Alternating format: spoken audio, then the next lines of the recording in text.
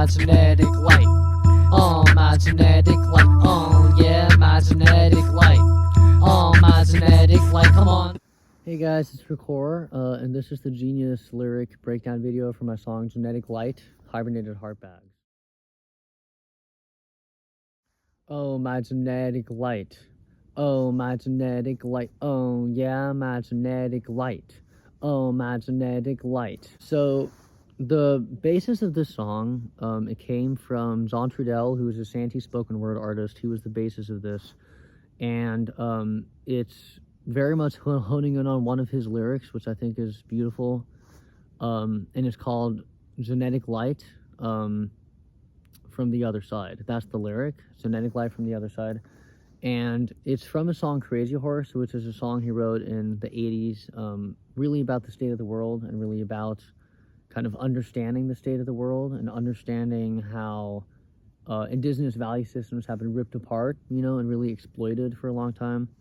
And the way that I've interpreted this line, it's really interesting because my father, who was a writer, we did an hour-long episode dissecting this line on our local radio show, where we really kind of invested time into thinking about, okay, what is genetic light and what is the other side? Because I think those are two terms that are very complex. Genetic light, to me, has always meant pride of identity, pride of genetics, pride about genetics. I performed the song at an open mic about 1.5 years ago, and the whole crowd was kind of chanting Genetic Light, and I could tell that they really understood the pride aspect of it. I think among young UCSC students, the idea of being oppressed, and just young students in general in education, the idea of being oppressed and being invisible is something that everybody can relate to, and I think that that's a really powerful kind of thing. But on the other side too, so genetic light is pride of Native identity, but on the other side, genetic light of the other side is actually the other side of civilization. And the idea that the genetic light is really the indigenous life ways that will kind of come back and help us in a civilization that has been kind of moving away from those in ways that it hasn't always been able to control. But that's kind of the complexity of it. So the whole phrase genetic light from the other side, to me, really is a multifold kind of thing. On one hand, it talks about pride. On the other hand, it also talks about kind of the idea that indigenous life ways will really kind of help us return to a lot of those value systems that have been lost. Red skin, red heart, and a red mind. I pray to be happy and always kind. Red skin, red heart, and a red mind. I pray to be happy and always kind. Be pure in heart and be pure in mind, like Anne Frank's diary to combine. Be pure in heart and be pure in mind, like Anne Frank's diary to combine. It's the genetic light from the other side. So there's a few things there. You know, first, with indigenous culture, and I use that term broadly because, you know, we're so focused right now on the differences with indigenous culture, but I think there's a lot of similarities and there's a lot of kind of nuance to that and a lot of holistic things going on there. And, you know, we think about indigenous culture in all kinds of different ways, and I think the number one value system of indigenous culture is really the idea of being respectful to the world, respectful to the earth, respectful to each other. That sentiment and kind of riffing on that sentiment is a lot of what the culture is about and that concept. You know, I think there's also kind of going off of that, like a certain sense of positivity that's associated with that. The idea that we can be hopeful and positive and not be caught in despair and be caught in ego and things that are, you know, those are all things that are very detrimental to understanding and really holistic understanding and holistic appreciation for something. And on the other hand, it's also something that, you know, is very misunderstood as well. So I think, you know, on one hand, it's something that's very underrepresented and it's also very misunderstood. And be pure in heart, be pure in mind is actually from Anne Frank. She is one of my favorite kind of people in terms of understanding the effects of oppression and understanding kind of how those things work.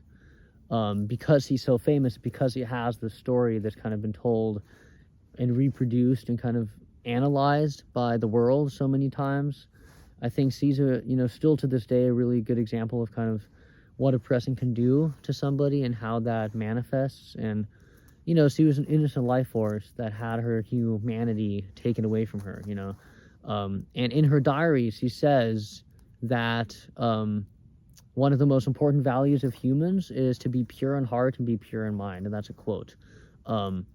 So that's where the later part is, where I say, be pure in heart, be pure in mind, like Anne Frank's diary. That's what that is. And I say two combined because what I'm doing there is I'm trying to understand how, on one hand, we have the indigenous people saying we have to be respectful and we have to be kind. And then on the other hand, we have Anne Frank, who is saying, the importance of being pure in heart and being pure in mind. Not that those things are separate, but that they're actually related. And a lot of what I do in my research is I try to kind of create a hybrid between understanding the indigenous perspective, understanding the Holocaust, and understanding all these different forms of oppression and kind of how they manifest and work. So that chorus is kind of one way to do that and to kind of bring these two people together. John Trudell, who's an example of indigenous kind of oppression, and Anne Frank, who's an example of kind of Jewish oppression and kind of how they work together.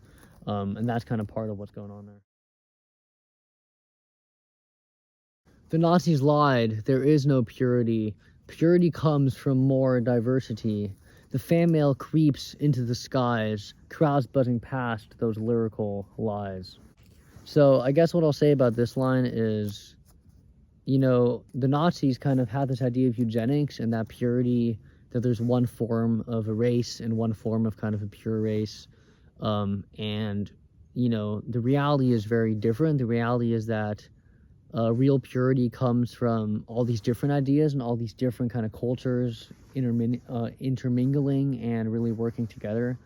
And the latter part of that is actually inspired. It's inspired by an educational rap song that's quite unrelated, by a company called Vocabulary that I kind of got into as a kid. They were kind of the first thing that I listened to when it came to kind of looking at indigenous, or not indigenous, but just looking at rap and looking at hip hop and that whole world. And they talk about onomatopoeia, the actual expression of onomatopoeia, and, words that sound like what they describe. The crowd's buzzing is alive, and buzzing being an example of onomatopoeia. And I use that phrase because I like kind of how that phrase worked poetically. But I brought it into this very social context in terms of understanding how lies really work. Crowds buzzing past those lyrical lies.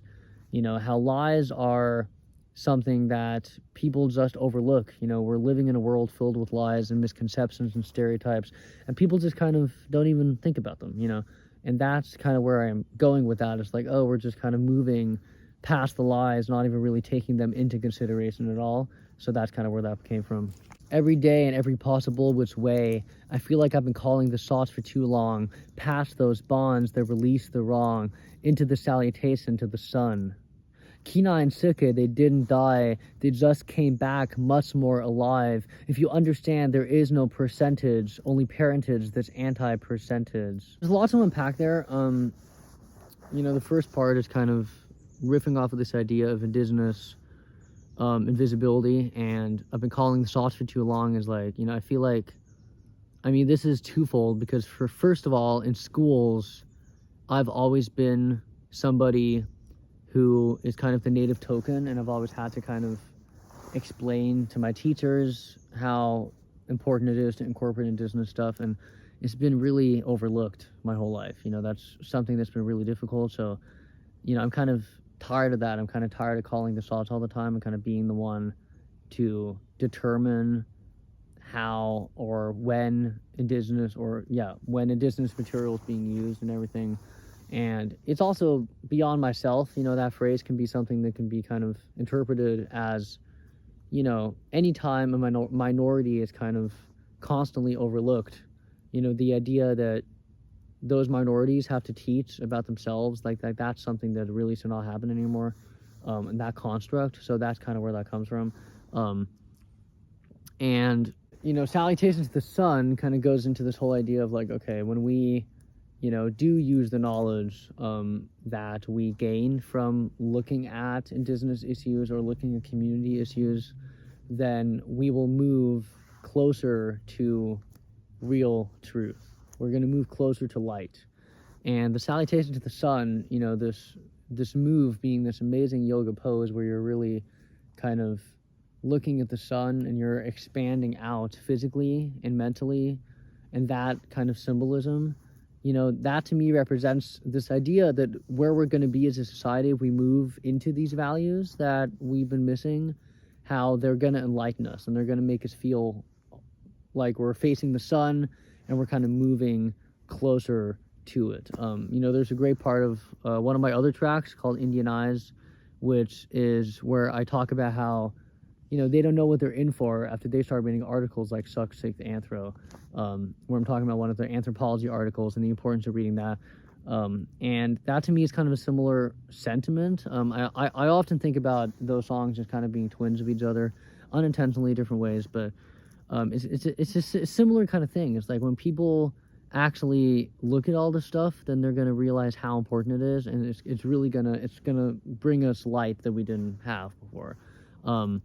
And kind of another layer to that, that's kind of where the reference came from, is actually from one of my favorite films in more kind of the youth-oriented world, but it's a great flick nonetheless in terms of kind of understanding this. It's Brother Bear, the Disney film, and kind of how that film explores like the consequences of community and transformation and identity and all those themes, and it does a very good job of understanding indigenous identity, and is still probably, in terms of mainstream films, one of the best films that I've ever found that really actually accurately portrays indigenous values, not as kind of a token or like a past kind of relic, but more as something that's very active and very current. And that's kind of what I'm getting at there. And of course, two of the characters in that film are these amazingly funny moose that salutation to the sun kind of becomes their like trope that they bring back in that yoga move. So it was kind of a twofold or like threefold kind of thing where I was just inspired by what that sentiment kind of creates, and looking at the sun and how it really relates. And Kenai and Sikai, going back to Brother Bear, are two characters in that movie that really undergo a transformation to really understand themselves and also understand the world around them. And those transformations in the film really kind of portray something larger and portray the idea of transformation as a whole, and how when you change yourself, you change the world. And having the humility to look within yourself, and having the humility to, like in the movie, he turns into a bear to understand the bear world and to understand the natural world. So the idea of really, taking a time to kind of go into these other places, I think is a really interesting kind of thing. And the last part of that, if you understand there is no percentage, only parentage that's anti-percentage, to me is also kind of going off of the idea of, blood quantum, which is a huge thing, and kind of reducing identity into categories and how harmful that can be. And, the fact that there really is, like, percentage is not, it's a thing that can diminish identity. In indigenous culture, I was always raised with not thinking about yourself as, how much percent are you native, which is a question you get asked, and I've gotten asked that for a long time, so it's kind of playing off of that.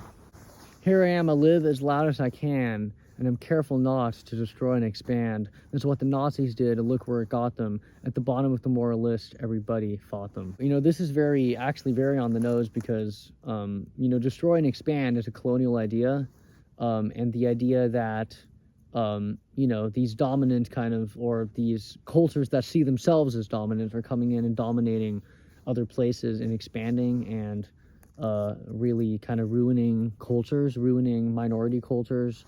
And that's something where I never try to live by that, and I think it's always very important to kind of be conscious of when you find yourself going in that direction or thinking like that in any way, because that's what the Nazis did, and the Nazis are the mainstream example of how harmful that can be. you know. So I think if we remember not to think like that and to really accept every community, every culture, then we're going to move closer to really where we need to be. You know, I've talked to many people who still don't know that indigenous wisdom is here waiting to be sown. I find that sometimes if you open your mind, you will find the answer waiting to be kind. The answer to our question that speaks the truth. What do we do when we see the impoverished youth on the streets of Africa, Europe, or Timbuktu? It doesn't matter where it is, it's always down to you. You can make the difference to change the world the right way. Forget about the pressure to say fuck it and walk away, because only when you get off your ass and make a change will the world cater to your wishes and actually spread the sage. So I did the whole verse because I think the whole verse kind of speaks to the same thing that the whole song speaks to, which is really this invisibility that's going on and this misinformation that's going on, and also this ignorance that kind of prevents things from happening, because we're living in a world where, you know, I think not only are indigenous people themselves underrepresented, but indigenous thought is underrepresented, and people are ignorant about understanding things. You know, I think, you know, we're living in a world where it's like people think that they know everything, and they think that they have all the answers, and we think that, like, oh, you know, these tropes and these groups of people are in the past, and it causes us to lose sight of certain realities that I think have kind of caused a lot of the terrible atrocities to happen, you know, like climate change and all this stuff, because we're losing ourselves. We're really losing who we really are, because I think humans are not inherently ignorant or inherently bad or inherently unconscious, you know, reckless. I mean, I think at heart we're actually a very good species, and I think we've kind of moved away from that in different ways. So that's kind of all that I will say. I think it kind of, this verse really speaks to that idea. And I guess one thing I'll say to kind of add to that is one line in particular is the line about sage and the importance of sage, where I talk about how you know, if you really decide to make a change and you don't just sit in your world and you really go out and try to do things, then the world itself will help you, and the world itself will kind of you know, transform. And I think, you know, the sage in indigenous cultures is something that's very sacred, and it helps to heal, and it helps to kind of move away from certain things, move away from detrimental behaviors. And, you know, it's the idea of cleanliness and the idea of kind of cleaning.